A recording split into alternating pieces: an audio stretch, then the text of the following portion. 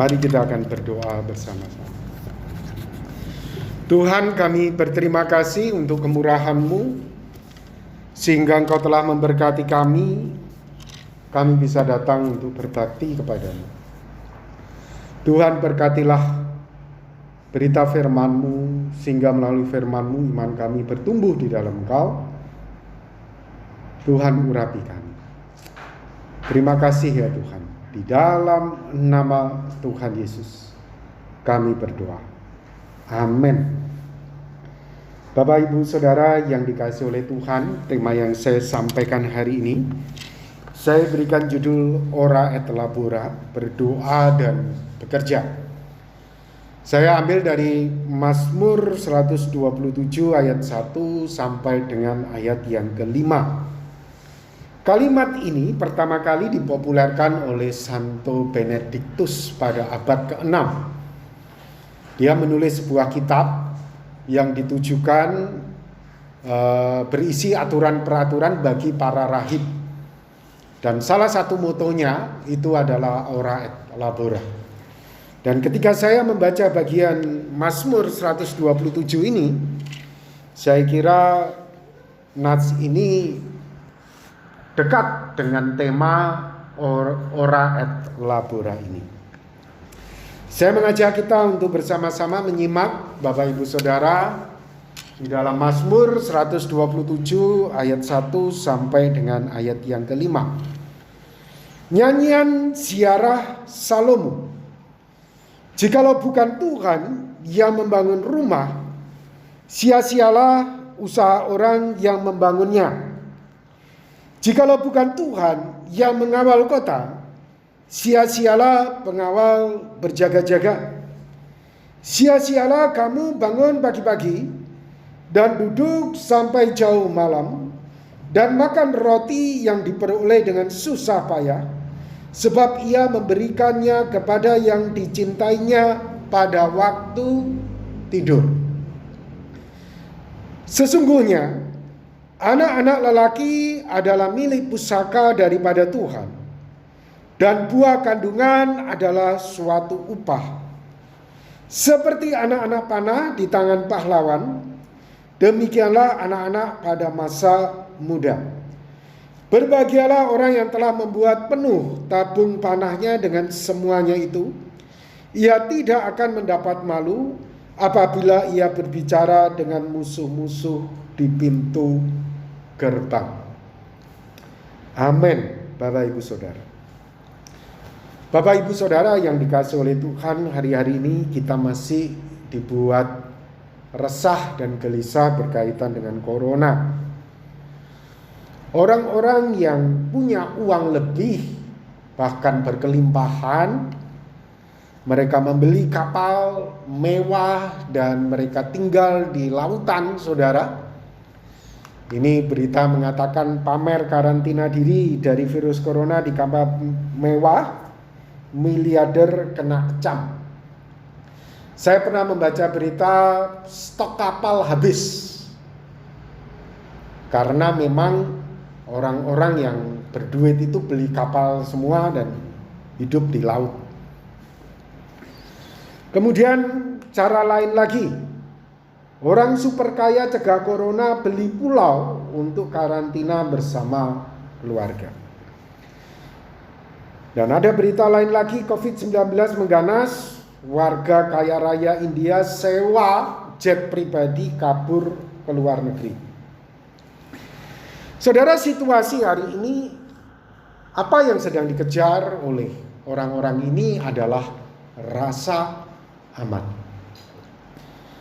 Kita juga, saudara, pergi kemana-mana pakai masker dan segala macam hal. Kita hendak menciptakan rasa aman dari serangan virus corona ini. Saudara, berbicara tentang rasa aman, saya kira itulah yang sedang dibicarakan oleh Salomo ketika Salomo bicara tentang Mazmur 127. Salomo itu sedang berbicara tentang rasa aman menurut pandangan saya. Memang di nats itu tidak dikatakan, saudara. Namun jelas di situ dikatakan, jika bukan Tuhan yang membangun rumah, sia-sialah usaha orang yang membangunnya. Jikalau bukan Tuhan yang mengawal kota, sia-sialah pengawal berjaga-jaga. Jadi saya perhatikan Bapak Ibu Saudara, kalau kita lihat nats-nats yang ditulis oleh Salomo ini, semuanya nampaknya ada usaha orang untuk mendapatkan rasa aman. Membangun rumah. Para teolog meyakini bahwa makna di balik kata rumah di sini mengandung dua pengertian. Membangun rumah dalam bentuk fisik untuk mendapatkan rasa aman. Yang kedua, membangun rumah tangga untuk mendapatkan rasa aman. Para teolog meyakini bahwa rumah di sini mengandung dua pengertian. Yang kedua, menjaga kota, supaya orang-orang yang tinggal di kota itu mendapatkan rasa aman. Dan pada ayat yang kedua di situ dikatakan tentang makan roti dengan susah payah untuk mendapatkannya, begitu ya. Dan saya katakan, engkau membangun karir kamu, membangun pekerjaanmu, tujuannya juga rasa aman. Dan pada ayat yang ketiga sampai ayat yang kelima berbicara tentang anak-anak yang merupakan upah yang Tuhan berikan kepada seseorang, supaya orang itu saya katakan juga mendapatkan rasa aman. Membangun keluarga, saudara. Nah, bekerja, Salomo berkata, untuk mendapatkan rasa aman tanpa Tuhan, itu adalah sia-sia. Kamu bekerja tanpa Tuhan, tanpa berdoa, tanpa melibatkan Tuhan, Salomo berkata, itu sia-sia. Nah, ini tipe orang yang pertama, saudara. Tipe orang bekerja tapi tanpa berdoa. Dan Salomo, semua sia-sia. Kamu mau bangun rumah tanpa Tuhan, kamu mau bangun rumah tangga untuk mendapatkan aman tanpa Tuhan, itu sia-sia. Hal yang sama juga dinyatakan oleh Salomo di dalam Pengkhotbah 2 ayat yang ke-11. Aku meneliti segala pekerjaan yang telah dilakukan tanganku dan segala usaha yang telah kulakukan untuk itu dengan jerih payah. Lihatlah, segala sesuatu adalah kesia-siaan dan usaha menjaring angin. Kamu mau dapatkan rasa aman dengan membangun hidupmu seperti itu? Tanpa Tuhan, itu seperti menjaring angin. Oleh sebab itu ketika Salomo hendak menutup bagian di dalam pengkhotbah ini, Salomo berkata, akhir kata dari segala yang didengar ialah takut akan Tuhan dan berpegang pada perintah. Jadi Salomo menyadari pekerjaan, usaha tanpa Tuhan, kamu tidak akan dapat rasa aman. Saudara bisa lihat saja, banyak orang punya harta berkelimpahan, tetapi di dalam kesaksian hidupnya mereka sama sekali tidak bisa menikmati. Saudara pikir mereka tiap minggu bisa pergi ke Hong Kong, berikutnya bisa pergi ke Cina, kemudian ke Rusia. Saudara pikir mereka bisa menikmati hidup? Belum tentu, saudara. Mereka pergi jalan-jalan, mungkin saja saya katakan, mereka itu berusaha untuk menikmati hidup. Beda dengan menikmati hidup loh saudara.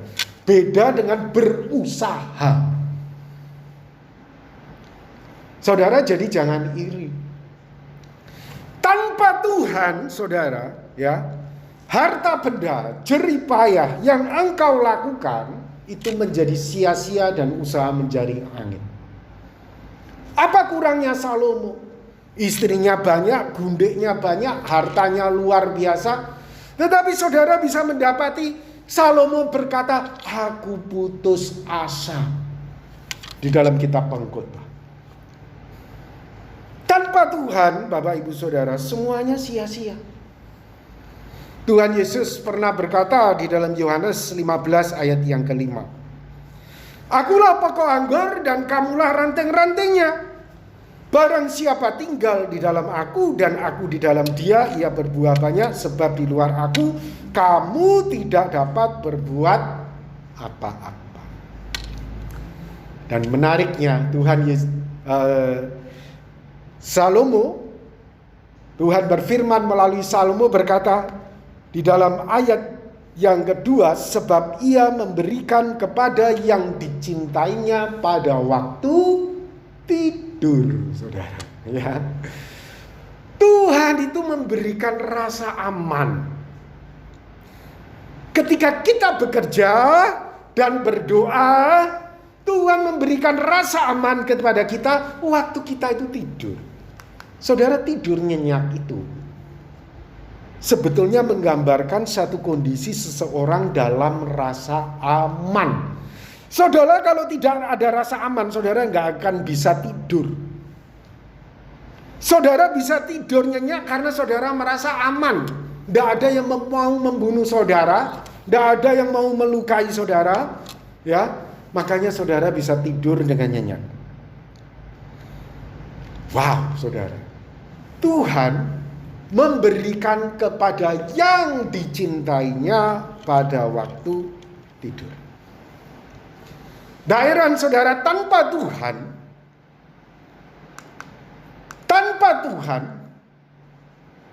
engkau merasa tidak aman di rumah kamu sendiri.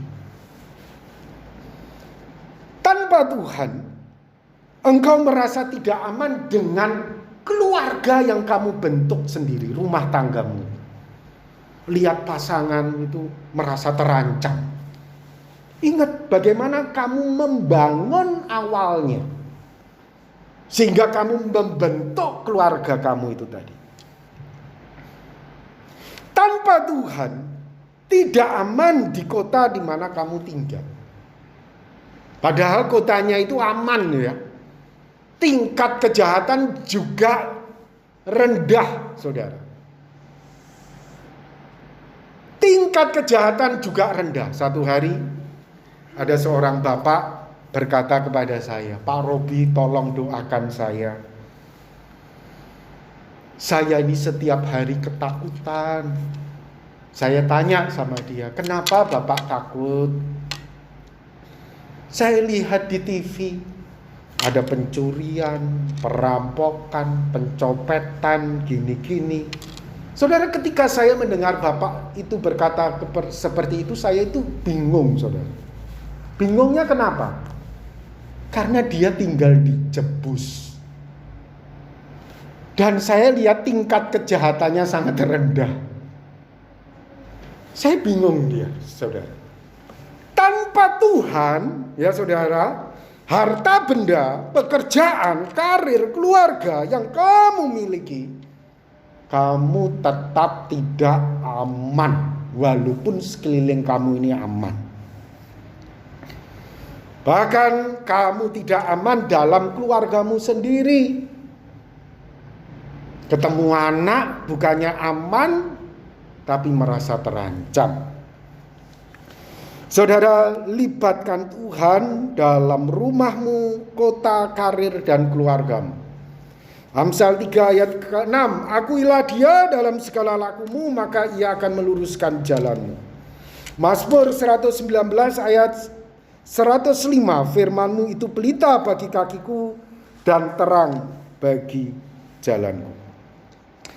Daerah saudara, di tengah-tengah situasi banyak kesulitan, tantangan, Daud senantiasa melibatkan Tuhan. Sehingga Daud dengan yakinnya berkata, sekalipun aku berjalan dalam lembah kekelaman, aku tidak takut bahaya, sebab Engkau besertaku. Gadamu dan tongkatmu itulah yang menghibur aku. Wow, saudara. Ini adalah orang yang bekerja dan dia juga berdoa. Dia juga melibatkan Tuhan. Ini adalah Raja Daud itu tadi. Orang-orang seperti inilah yang memiliki rasa aman. Walaupun sekelilingnya tidak aman. Ditambah lagi, saudara, kalau sekelilingnya aman, dia lebih aman lagi. Nah, mungkin di antara kita ada yang berkata, Pak Robi, saya itu sudah melibatkan Tuhan dalam membangun jodoh saya ini loh. Dalam membangun rumah tangga. Saya sudah melibatkan Tuhan di dalam kota, karir, dan keluarga anak-anak saya. Namun tetap saja merasa tidak aman. Saya ini sudah tiap minggu ke gereja, berdoa, dan segala macam hal. Tapi kenapa tidak aman? Saudara, mungkin saudara itu tipe orang kedua. Saudara tipe orang berdoa, tapi tidak mau bekerja. Jadi saudara, rasa aman kamu itu cuma angan-angan doang. Mimpi. Kamu berdoa terus, tapi kamu nyentuh pekerjaan aja enggan sekali, saudara. Duh, bagaimana tercipta rasa aman, saudara? Engkau berdoa tapi engkau gak mau bekerja. Dan saya katakan itu sia-sia. Saudara, Tuhan mau kita mengerjakan bagian kita dan Tuhan mengerjakan bagiannya. Bagian kita apa? Tuhan Yesus berkata, mintalah maka akan diberikan kepadamu. Carilah maka kamu akan mendapatkannya. Ketuklah maka pintu akan dibukakan bagimu. Bagian kita itu adalah minta, cari, ketok, saudara. Bagian kita itu adalah bekerja. Selain berdoa tadi. Nah, saya tidak tahu Bapak Ibu Saudara tipe yang mana. Tipe yang pertama, bekerja terus tanpa doa. Atau saudara berdoa terus tanpa mau bekerja. Nah, saudara, seperti apa itu minta, cari, dan ketok? Saya katakan bangun rumah itu dengan hikmat dan kepandaian, saudara. Baik bangun rumah fisik juga tidak sembarangan, ada perhitungannya dengan hikmat dan kepandaian. Baik menentukan jodoh juga tidak sembarangan. Asal orangnya begini, ya sudah sabet saja. Tidak heran saudara, ketika engkau masuk di dalam rumah tangga itu bukannya rasa aman, tapi justru engkau menjadi terancam. Karena memang kamu sembarangan. Membangun rumah fisikmu sembarangan, membangun rumah tanggamu juga sembarangan. Kamu sekarang terjebak, saudara. Ini ada berita 7 cara mudah membangun rumah tahan gempa. Utamakan pastikan tanah yang stabil. Saudara, kalau bangun rumah itu kan pasti ada perhitungannya. Kalau saya di Jawa, saudara, hampir setiap tahun beberapa kali saya merasakan gempa di kota saya. Tapi selama saya tinggal di Bangka sampai hari ini, saudara, saya tidak pernah merasakan gempa. Jadi ya, istri saya sering tanya, gimana sih rasa gempa itu gitu. Saudara, bergetar, saudara. Kalau sudah kayak bergetar itu, papa saya teriak, keluar kan, takutnya roboh itu, saudara. Apalagi rumah kalau sudah bertingkat. Kebetulan saya sempat tinggal di rumah bertingkat juga. Kalau sudah begitu, saudara, keluar lari semua, saudara. Nah, saudara membangun, tentunya membangun di Bangka dengan di Jawa itu beda. Harus diperhitungkan kekuatan gempa yang dimungkinkan itu terjadi. Demikian juga membangun rumah tangga, saudara. Jangan sembarangan pilih jodoh. Nah, ini saudara, salah satu pertimbangan untuk menentukan jodoh dalam membangun rumah tangga.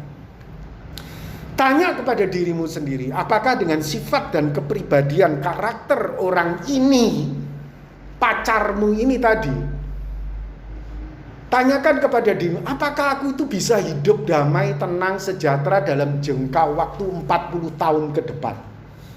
Atau dengan sifat dan kepribadiannya sebetulnya paling cuma setahun sampai 5 tahun ya. Saudara, kalau kamu melihat itu hanya bisa bertahan 1-2 tahun ya jangan dilanjutkan, saudara, ke jenjang pernikahan.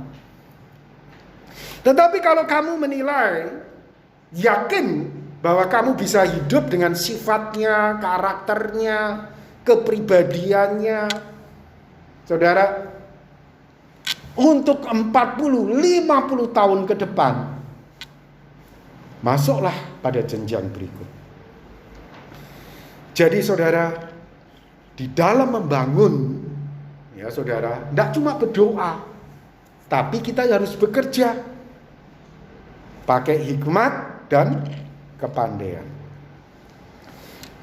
Dan yang kedua, saudara, jaga kota dengan tanggung jawab. Kita mau tinggal di kota kita ini dengan damai, dengan tenang, ya saudara. Jaga kota itu dengan tanggung jawab. Nah, Yesaya 21 ayat 8 di sini digambarkan tentang seorang penjaga kota penuh dengan tanggung jawab. Aku berdiri senantiasa sehari suntuk, dan di tempat pengawalanku aku terpancang setiap malam. Terpancang terus ya saudara, melihat, mengawasi bagaimana kondisi, apakah ada musuh, apakah ada perampok, pencuri, mau masuk ke kota. Ya saudara, diawasin terus. Ya, ini orang yang menjaga dengan tanggung jawab. Saudara, Israel ya tinggal di dalam sebuah kota-kota yang penuh dengan ancaman, saya katakan. Tapi pemerintah Israel berusaha untuk bertanggung jawab sehingga memaksimalkan keamanan dari kota-kota itu. Dan salah satu sistem keamanan yang luar biasa yang mereka miliki adalah Iron Dome ya. Ini kubah besi, saudara. Kalau ada rudal-rudal, saudara, datang bisa dihancurkan begitu di udara, rudal-rudal dari para radikal ini tadi. Israel terus mengembangkan itu, saudara. Israel terus mengembangkan. Saudara, sama dengan kita. Kalau kita mau Indonesia ini aman, kota Pangkal Pinang ini aman, ya saudara, kita menjadi warga negara yang bertanggung jawab. Kita kalau bisa terlibat di dalam aktivitas politik ya, artinya sosial, yang bisa menciptakan saudara rasa aman di Indonesia, di kota kita ini, ya kita lakukan begitu. Apa yang kita bisa lakukan ya kita lakukan. Kalau kita mungkin terbatas, ya mungkin kita bisa berdoa ya. Dan kalau kita ini juga mungkin sedikit ada kelebihan berkat begitu ya, ya kita bayar pajak, saudara, sesuai dengan yang memang sepatutnya kita lakukan untuk mendukung pemerintahan kita. Nah, secara spesifik hari ini mungkin kita dihadapkan pada situasi corona. Untuk menjaga kota kita aman, ya kita mengikuti protokol kesehatan 3M, memakai masker, mencuci tangan, menjaga jarak. Bayangin saudara, kalau kota kita ini tidak menjaga protokol kesehatan, dan yang terjadi di India juga terjadi pada kota kita. Wow, saudara, mengerikan sekali ya. Dan kita tentu tidak mengharapkan itu, saudara. Kita merasa tidak aman di kota kita sendiri. Yang berikutnya saudara, bangun karir itu juga dengan kerja keras. Jangan cuma mimpi saudara. Karir itu juga dibangun dengan kerja keras. Paulus pernah menegur jemaat di Tesalonika dengan mengatakan, jika seorang tidak mau bekerja, jangan ia makan. Dan di dalam pengembangan karir kita itu perlu kepandaian, pengetahuan dan hikmat. Amsal 19 ayat yang kedua. Tanpa pengetahuan, kerajinan pun tidak baik. Orang yang tergesa-gesa akan salah langkah. Saudara, kamu rajin tanpa pengetahuan itu juga tidak baik. Tidak maksimal kerja kamu. Oleh sebab itu saudara, penting di dalam mengembangkan karir hidup kita, salah satu di antaranya saudara ya, mengikuti seminar, mengikuti workshop. Itu saya kira sangat bagus sekali untuk mengembangkan kemampuan kita saudara di dalam pekerjaan kita berkaitan dengan karir. Ini ada 7 manfaat mengikuti workshop untuk karir. Dan di dalam artikel ini saudara disebutkan menambah skill, wawasan, bertemu dengan ahli di bidangnya. Saudara bisa tanya-tanya, oh bagaimana begini. Saudara, jangan merasa paling pandai sendiri saudara. Ada orang yang lebih ahli dan saudara perlu untuk belajar kepada dia. Saudara perlu untuk tahu, menambah networking ya. Mencoba bidang baru, menambah ilmu ketika ingin pindah karir, membuka kesempatan untuk usaha baru, mengisi waktu dengan aktivitas bermanfaat. Ini saya ambil dari artikel tadi ya saudara. Tapi saya kira saudara kalau mau, saudara memang saudara mengembangkan pekerjaan karir saudara, saudara harus bekerja keras. Saudara harus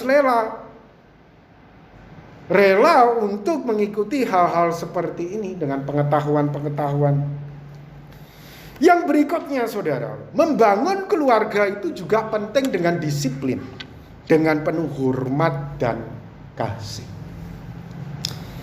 Di dalam Mazmur 127 ayat 3 sampai 5, di situ dikatakan sesungguhnya anak-anak lelaki adalah milik pusaka daripada Tuhan dan buah kandungan adalah suatu upah.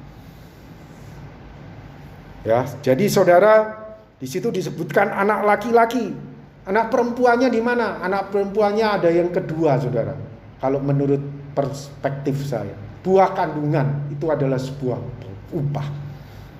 Baik anak perempuan maupun anak laki, itu sama-sama berkat upah dari Tuhan. Seperti anak-anak panah di tangan pahlawan, demikianlah anak-anak pada masa muda. Berbahagialah orang yang telah membuat penuh tabung panahnya dengan semuanya itu.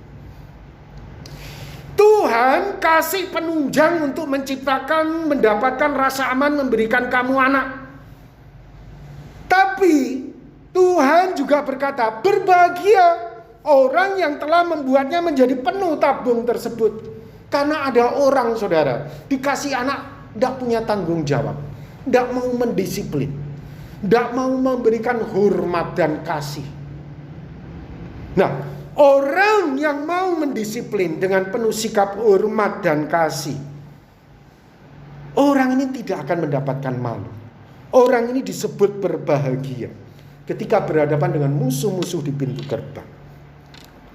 Saudara, penting saudara, kita mendidiknya bukan dengan kekerasan tetapi dengan hormat dan kasih. Amsal 22 ayat 6. Didiklah orang muda menurut jalan yang patut baginya, maka pada masa tuanya pun ia tidak akan menyimpang daripada jalan itu. Kolose 3 ayat 14. Dan di atas semuanya itu kenakanlah kasih sebagai pengikat yang mempersatukan dan menyempurnakan. Ada beberapa orang tua mendidik anaknya itu secara otoriter, sehingga akhirnya tidak ada kasih, tidak ada hormat kepada anak-anaknya sendiri. Dan ujung-ujungnya bagaimana? Anak-anaknya juga balik memperlakukan orang tuanya dengan tidak hormat. dan tidak ada kasih. Karena kecenderungan manusia itu adalah balas dendam. Nah, Kolose 3 ayat 21, hai bapak-bapak, janganlah sakiti hati anakmu supaya jangan tawar hatinya. Jadi Bapak Ibu Saudara yang dikasihi oleh Tuhan, kita mendidik keluarga kita, anak-anak kita, kita membuat penuh tabung kita itu dengan disiplin, dengan hormat dan penuh kasih. Dan yang terpenting Saudara, kita membawa anak-anak itu pada jalan Tuhan. Ulangan 6 ayat 6 sampai dengan 7.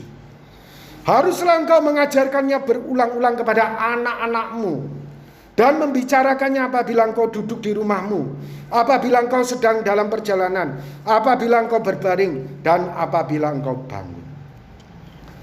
Saudara, Tuhan ingin kita mengerjakan bagian kita berdoa dan kita bekerja keras, dan Tuhan akan mengerjakan bagiannya bagi kita. Jadi saudara, pada akhirnya apa yang akan terjadi? Kita merasa aman di rumah kita sendiri, saudara.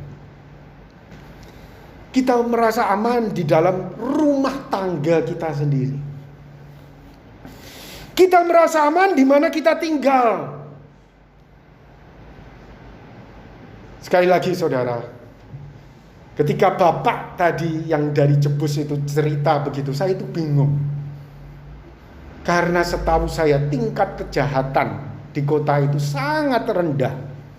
Tapi dia selalu ketakutan. Saudara, bersama Tuhan dengan kerja keras dan doa, kita merasa aman di kota kita sendiri, kita merasa aman di karir kita sendiri, kita merasa aman dalam keluarga bersama dengan anak-anak kita sendiri.